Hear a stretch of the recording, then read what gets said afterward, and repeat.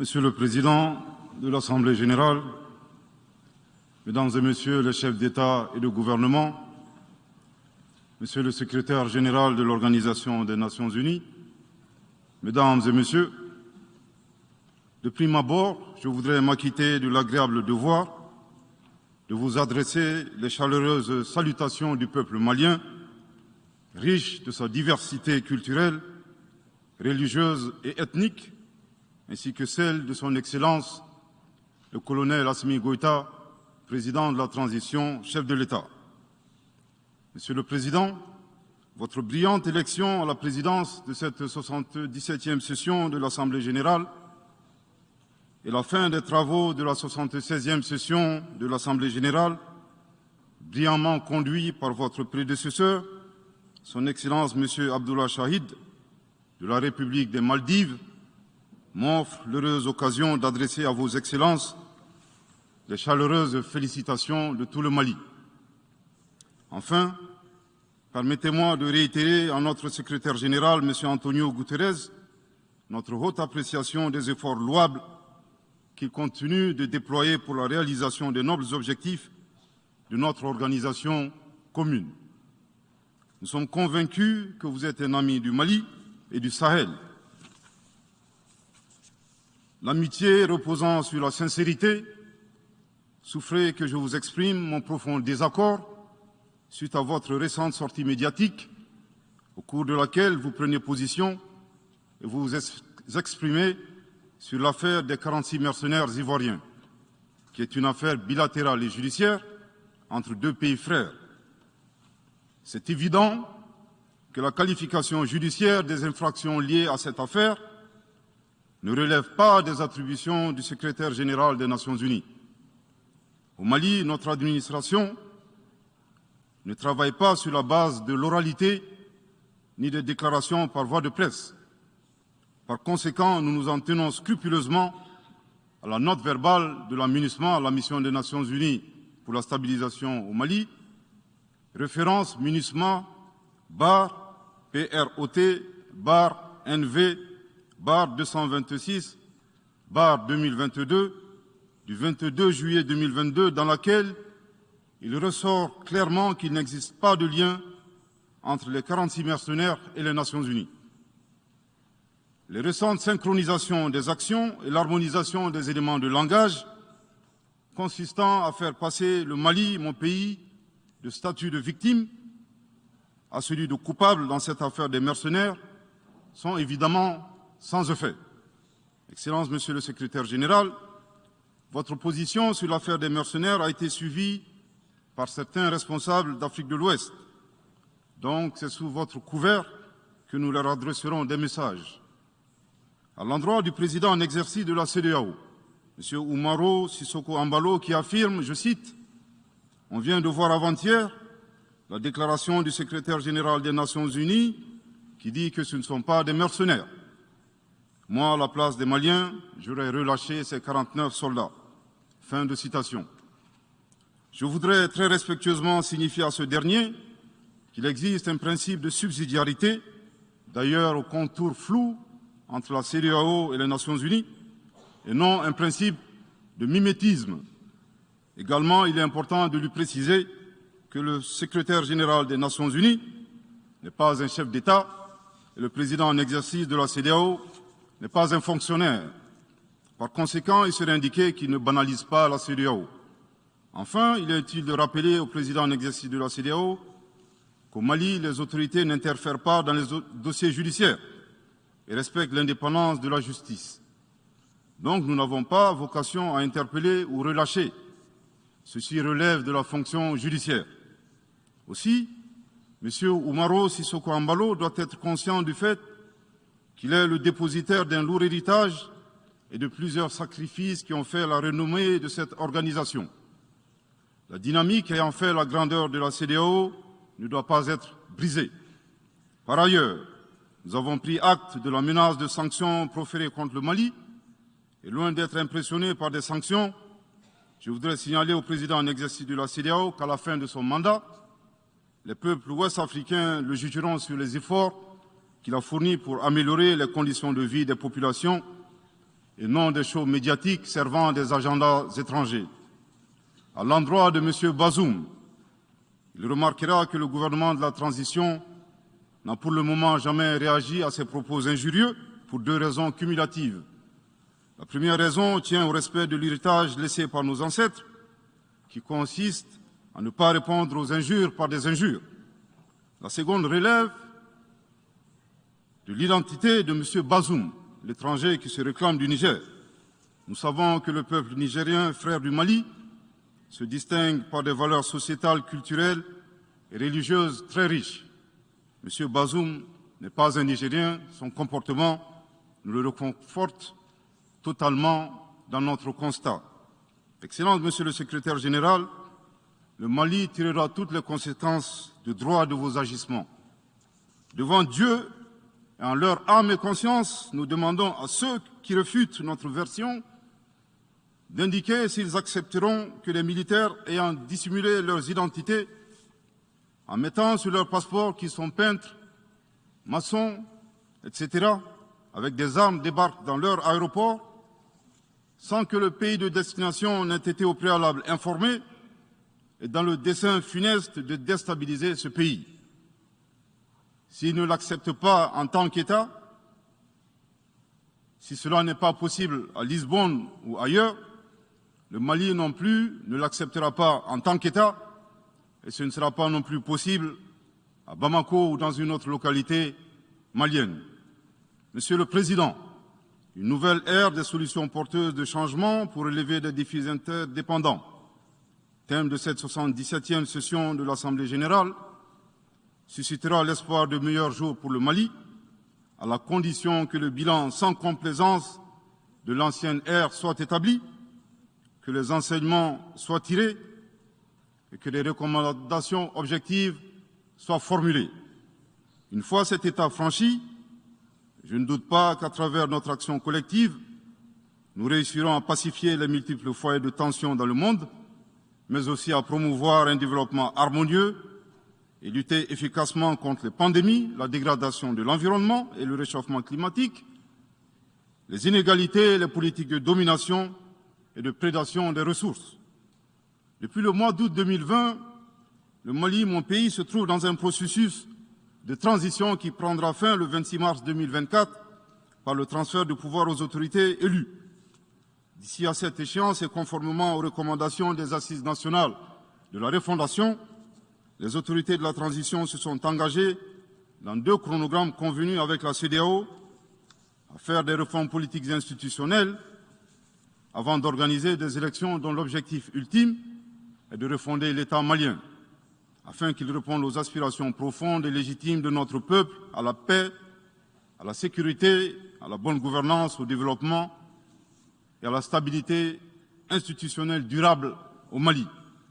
Dans cette perspective, je suis heureux de souligner que certaines avancées majeures ont déjà été réalisées, notamment la promulgation de la loi électorale, qui comprend entre autres la création de l'autorité indépendante de gestion des élections, dont l'installation est à un stade avancé, ainsi que la mise en place d'une commission composée d'éminentes personnalités de toutes les composantes de la société malienne, chargée de la rédaction de la nouvelle Constitution.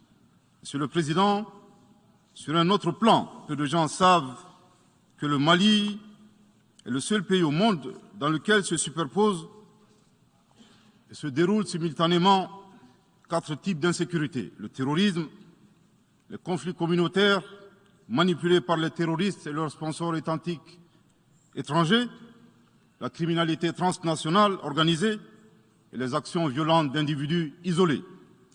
Parallèlement à ce processus de retour à l'ordre constitutionnel, le Mali continue de mener une lutte sans merci contre les acteurs de l'insécurité, en particulier les groupes extrémistes qui sont responsables de toutes sortes d'abus contre nos paisibles populations. En ce qui concerne le Mali, je suis heureux et fier de vous annoncer que les groupes terroristes ont été sérieusement affaiblis et la peur a même changé de camp. Cependant, ces groupes criminels gardent encore et toujours une certaine capacité de nuisance dans leur tentative désespérée de porter atteinte à notre intégrité territoriale et de terroriser nos populations. Les vaillantes forces de défense et de sécurité du Mali restent déterminées à faire face à toutes les menaces, d'où qu'elles viennent, sous l'impulsion de son Excellence le colonel Assimi Goïta, président de la transition, chef de l'État. Le gouvernement du Mali continue d'intensifier les efforts importants pour recruter, former, équiper et renforcer les capacités opérationnelles des forces de défense et de sécurité maliennes. Je dois dire ici que les actions offensives menées jusque-là ont permis à nos forces de remporter des victoires décisives contre les forces obscurantistes. Elles ont également permis à l'État de reprendre pied et de réaffirmer son autorité sur une grande partie du territoire national, ainsi que de favoriser le retour de plusieurs milliers de nos compatriotes dans leur localité d'origine. Cependant, nous savons que la solution uniquement militaire ou sécuritaire a ses limites.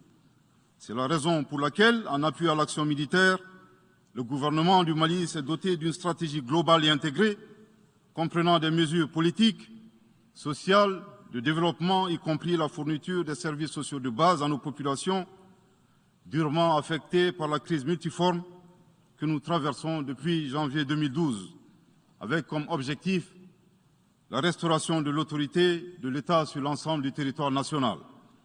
Dans cette dynamique, le gouvernement du Mali a approuvé le 24 août dernier la stratégie nationale de stabilisation des régions du centre et son plan d'action 2022-2024.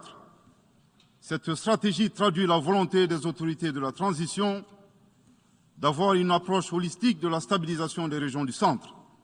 Elle vise à faire du centre une zone stable et prospère où les communautés sont réconciliées et vivent en harmonie avec leurs voisins. Parallèlement, la mise en œuvre diligente et intelligente de l'accord pour la paix et la réconciliation au Mali, issu du processus d'Alger, demeure une priorité stratégique des autorités de la transition. En tant qu'instrument pacifique de résolution durable de crise que traverse le Mali dans sa partie nord, je dois dire que je suis particulièrement heureux des conclusions de la deuxième réunion de niveau décisionnel des parties à l'accord, tenue à Bamako du 1er au 5 août 2022.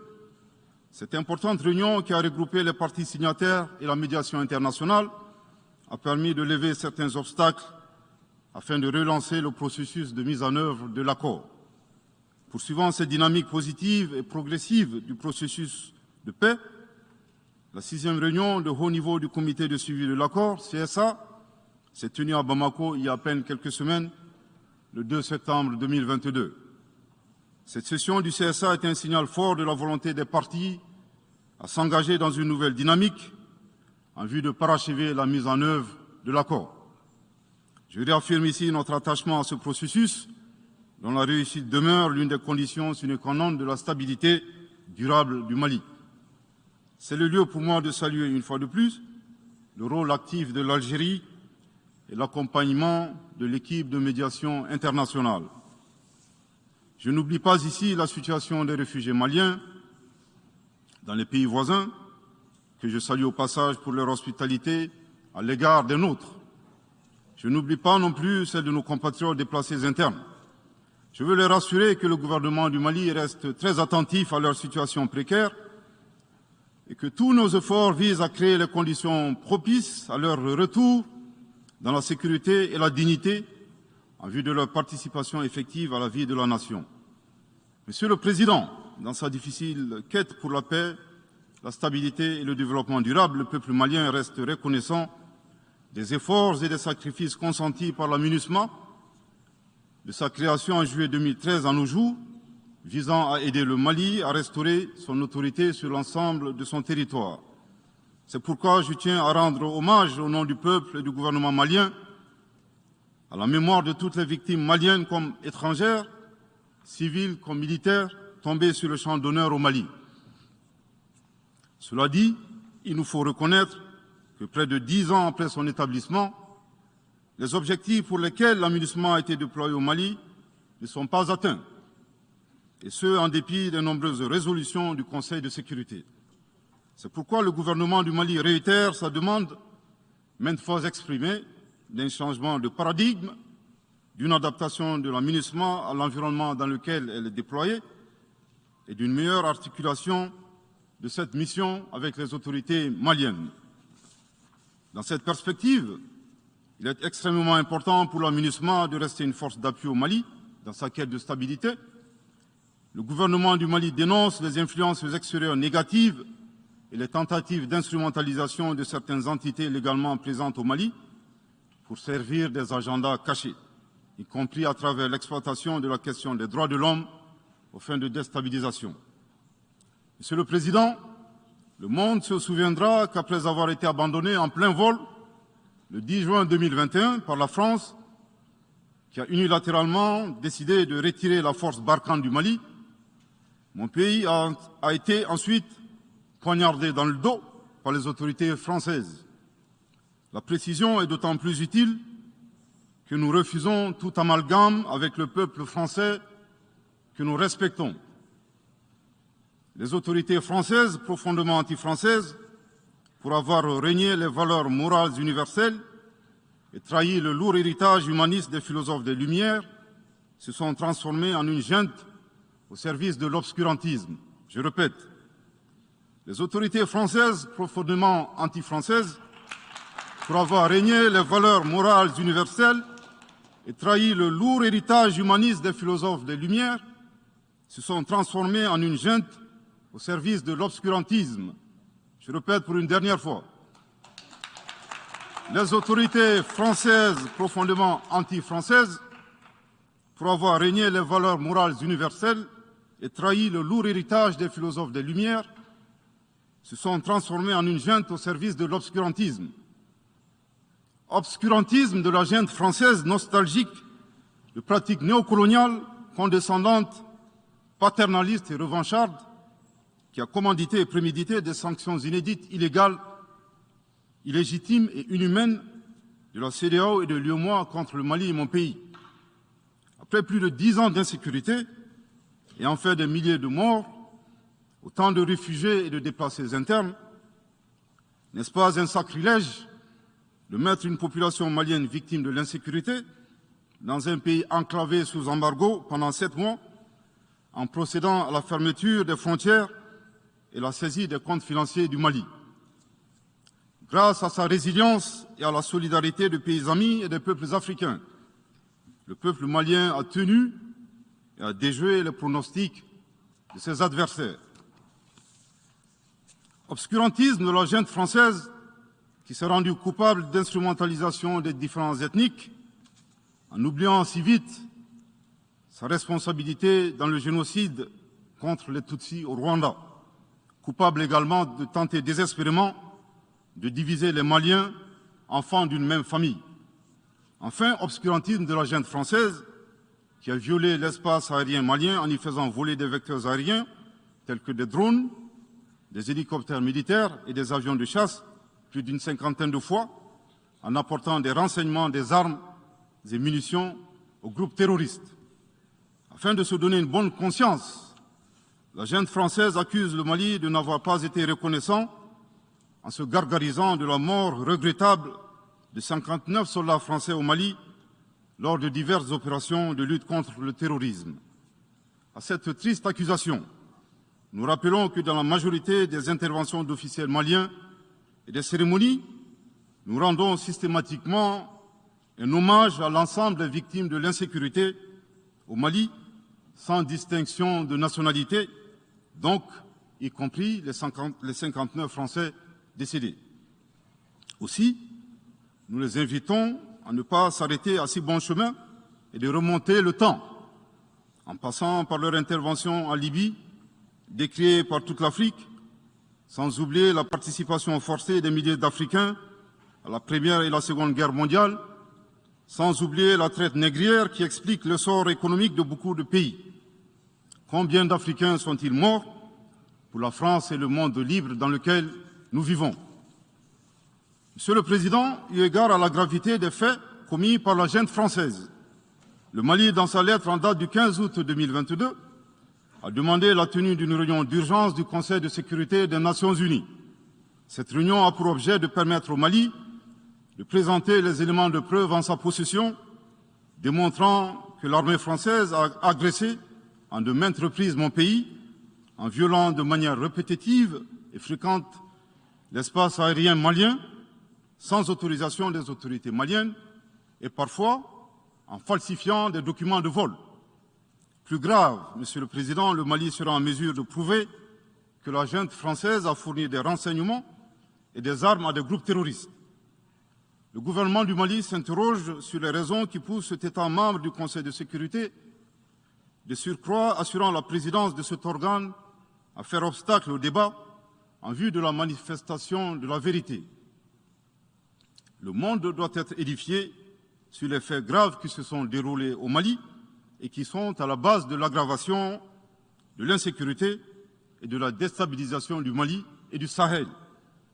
Par la saisine du Conseil de sécurité, le gouvernement du Mali entend mettre cet important organe chargé à titre principal du maintien de la paix et de la sécurité internationale face à ses responsabilités et dénoncer les agissements de la junte française contre mon pays.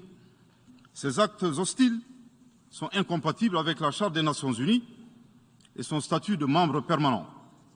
Il y va de la crédibilité de notre mécanisme commun, de l'efficacité de la lutte contre le terrorisme, mais surtout, il y va de l'intégrité de l'Organisation des Nations Unies, qui repose entre autres sur le respect des engagements internationaux, de la légalité internationale et de la Charte des Nations Unies.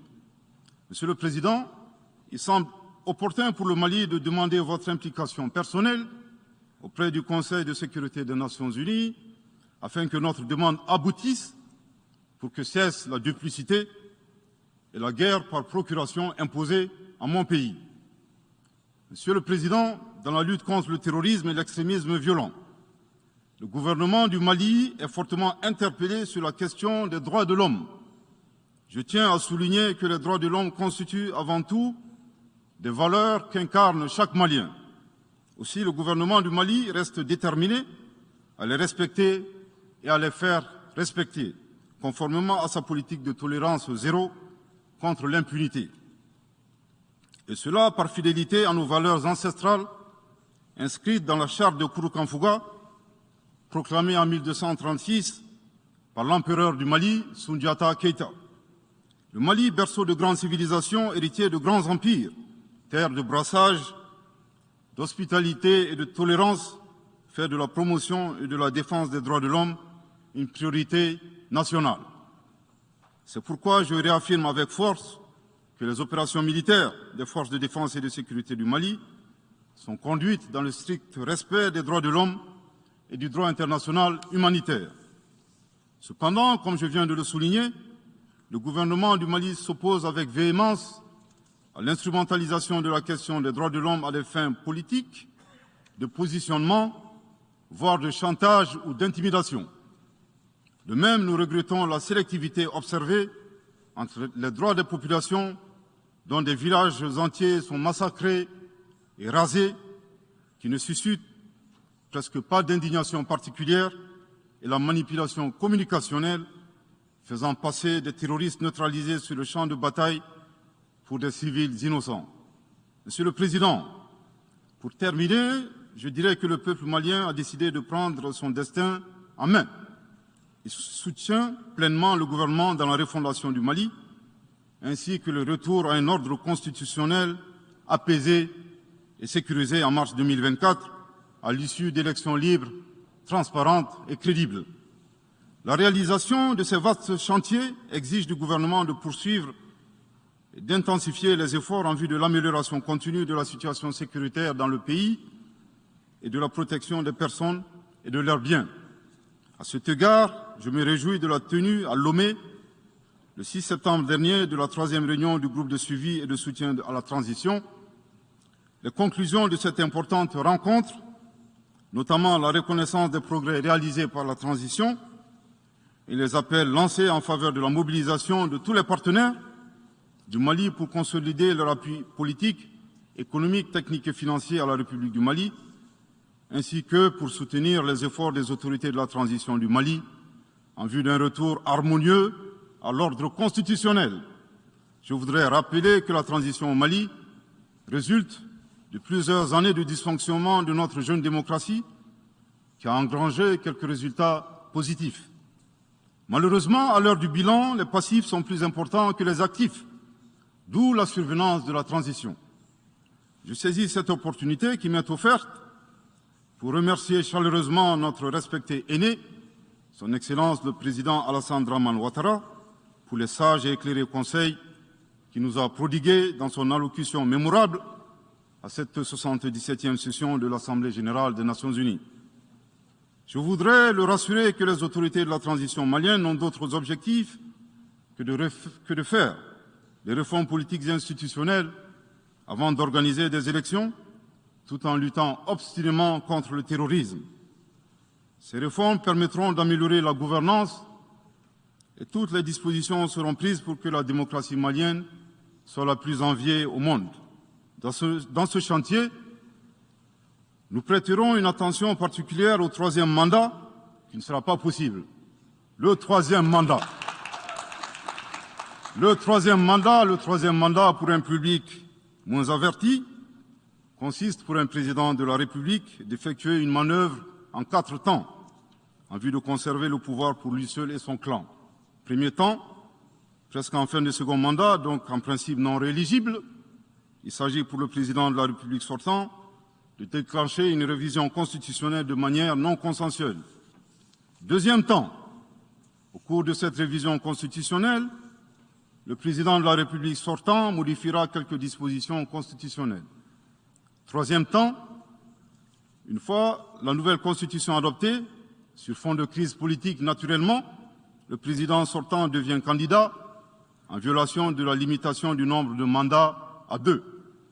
Sa candidature est alors justifiée par l'adoption de la nouvelle constitution et le prétexte est tout trouvé.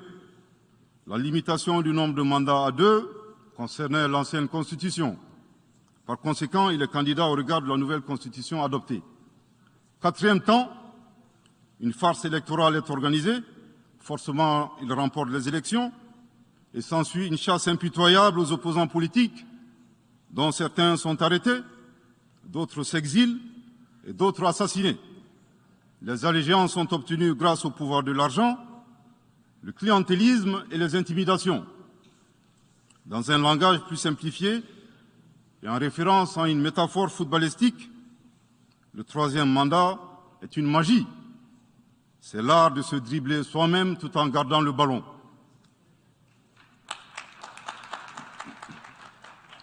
Excellence, Monsieur le Président Ouattara, vos conseils nous rappellent la triste histoire du chameau qui se moque de la bosse du dromadaire. Malgré les efforts tangibles de la transition malienne, dans la mise en œuvre des chronogrammes des réformes politiques et institutionnelles et celui des élections, salués par la communauté internationale, Madame la ministre des Affaires étrangères de la junte française, à qui le Mali n'a pourtant rien demandé, a estimé qu'il n'y avait pas eu de progrès, oubliant que nul ne peut aimer le Mali plus que les Maliens eux-mêmes. Sa position singulière et son adversité ne nous surprennent guère. Victor Hugo, dans Claude Gueux, a classé le genre humain en 2 catégories, en indiquant, je cite, qu'il y a des hommes qui sont fers et des hommes qui sont aimants. Fin de citation. Madame le ministre, dont il s'agit malheureusement, n'est ni fer, ni aimant, elle est hideusement sui generis. Devant l'incertitude et les situations étrangères, le peuple malien adopte une attitude prudente. C'est ce que l'écrivain et le sage Amadou Hampâté-Bâ met en relief en conseillant dans l'étrange destin de Wangrin que, je cite, « Si observer est une qualité, savoir se taire préserve de la calamité ». Fin de citation. Madame le ministre de la junte française, le Mali vous conseille de vous contenter d'observer sa situation. C'est l'occasion pour moi de saluer les relations de coopération exemplaires et fructueuses entre le Mali et la Russie, tout en réaffirmant que le Mali reste ouvert à tous les partenaires qui souhaitent l'aider à relever les défis multiples qui l'assaillent, dans le respect strict de sa souveraineté, de son unité et de la dignité du peuple malien. Le Mali rappelle que, conformément à la vision du colonel Assimi Goïta, président de la transition chef de l'État, 3 principes guident l'action publique nationale. Premier principe, le respect de la souveraineté du Mali. Deuxième principe, le respect des choix stratégiques et de partenaires opérés par le Mali. Troisième principe, la prise en compte des intérêts vitaux du peuple malien dans les décisions prises. En application de ces principes, le Mali reste disposé à poursuivre et à renforcer ses relations de bon voisinage avec l'ensemble des pays qui l'entourent. De même, le Mali, fidèle à son engagement panafricain, continuera à œuvrer au sein des organisations sous-régionales et régionales pour la réalisation de l'intégration africaine. Également, l'atteinte des objectifs de la transition requiert l'accompagnement de l'ensemble des partenaires du Mali, y compris les Nations Unies. J'en appelle donc aux amis du Mali à rester mobilisés aux côtés du gouvernement en vue de l'aider à relever ensemble ces défis importants. Pour la grande majorité des États du monde, convaincus par le respect mutuel et le partenariat gagnant-gagnant, je leur garantis que les portes du Mali leur sont grandement ouvertes et les Maliens les accueilleront les bras ouverts. Pour la minorité qui serait tentée de ne pas respecter ces principes, nous leur promettons qu'ils feront face à des millions de Assimi Goïta, soucieux de défendre leur honneur, leur dignité et leurs intérêts vitaux. Je terminerai en donnant 2 conseils aux nostalgiques de la domination. Ayez le sens de l'empathie en traitant les autres comme vous voudrez être traités ou en ne faisant pas aux autres ce que vous ne voudrez pas qu'on vous fasse. Le second conseil, revoyez vos copies, revoyez vos modèles, revoyez vos logiciels pour intégrer le changement de mentalité et l'évolution du monde dans vos grilles de lecture et d'analyse. Sortez du passé colonial et entendez la colère, la frustration, le rejet qui remonte des villes et campagnes africaines, des populations africaines, et comprenez que ce mouvement est inexorable. Grâce au principe de la multiplication fractale, vos intimidations et vos actions subversives n'ont fait que grossir le rang des Africains soucieux de préserver leur dignité. S'il n'était qu'une centaine aux indépendances, aujourd'hui nous sommes des millions, et demain, tant que les paradigmes inégalitaires demeureront, nous serons des milliards. Le Mali et son peuple ne seront pas des spectateurs face aux assauts et l'adversité. Pour chaque mot employé de travers, nous réagirons par réciprocité. Pour chaque balle tirée contre nous, nous réagirons par réciprocité. C'est à ce prix qu'une nouvelle ère sera une réalité avec des solutions porteuses de changement pour relever des défis interdépendants, avec des États interdépendants et en valorisant l'homme sans distinction aucune, notamment de race, de couleur, de sexe, de langue, de religion, d'opinion politique ou de toute autre opinion, d'origine nationale ou sociale, de propriété, de naissance ou de toute autre situation telle que stipulée à l'article 2 de la Déclaration universelle des droits de l'homme. Que Dieu bénisse le Mali et préserve les Maliens des forces obscurantistes et destructrices du monde. Que Dieu bénisse l'Afrique et préserve les Africains des forces obscurantistes et destructrices du monde. Que Dieu bénisse le monde et préserve l'humanité entière des forces obscurantistes et destructrices du monde. Je vous remercie de votre très aimable attention.